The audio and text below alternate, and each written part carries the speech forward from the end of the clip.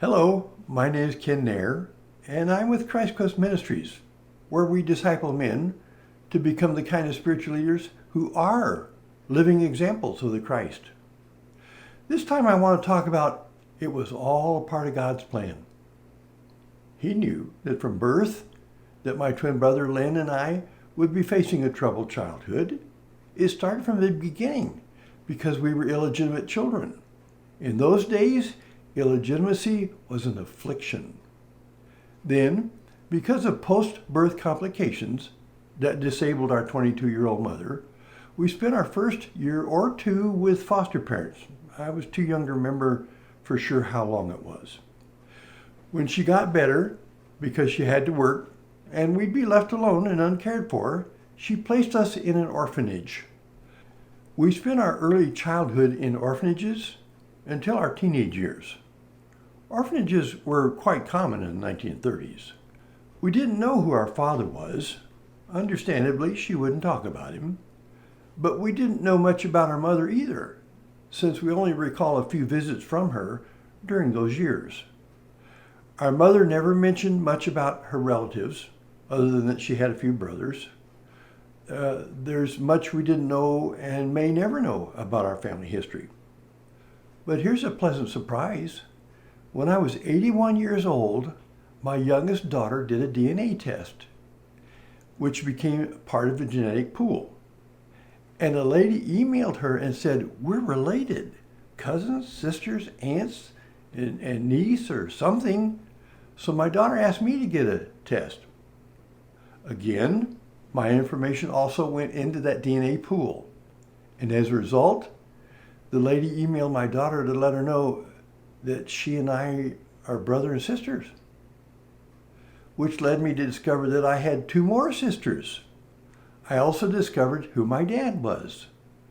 Along with all that, while living in Arizona, as Nancy and I would drive over to California for 45 years to see my brother, I was passing within 15 minutes of the house where my father and sister lived. Here's another twist to that story. My dad was also a twin, and he too had 3 daughters, just like me. Then too, not completely surprised, we discovered that my brother and I are not actually Nairs. We're instead members of a small branch of people in Switzerland named Miller. How we came by the name Nair is a whole nother story. I tell of all this to say that those 2 infant children, unable to bond with their mother or father, being left alone in orphanages where many offenses were committed against them, were never unknown nor unnoticed to God. If we'd been born in biblical days, being illegitimate, we wouldn't have been allowed to participate in any temple worship or duties. We'd have been outcasts. But today, we're living proof that we were never abandoned by God. He always had his eyes and hands on us. Both my brother and I have accepted Jesus the Christ as our Savior. When I think about it, I get a mental picture of God holding his nose as he reached down and gently lifted us out of the world's garbage heap. I also remember so many times when I did such stupid things that it could have and even should have cost me my life. And he spared me. Even though I wouldn't have been qualified to serve in the priesthood, he has opened doors, though, and let me serve him in the church. I've had the privilege of serving him and touching lives throughout the world, even though that wasn't initially my goal. Having no family background, I knew nothing about family relationships. Mother, father, wife, husband, grandparents, women, siblings, or anything about marriage. Nothing. I was a blank slate when it came to those things. What a stroke of genius on God's part.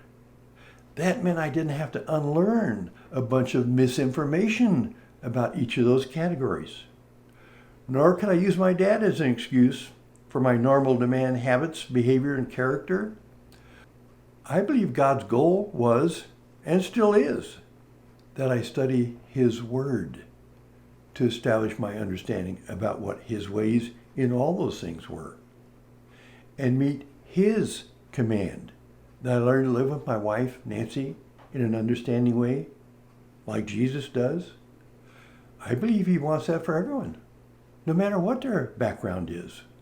God's not limited in his ability to use those of us who are willing to yield to him.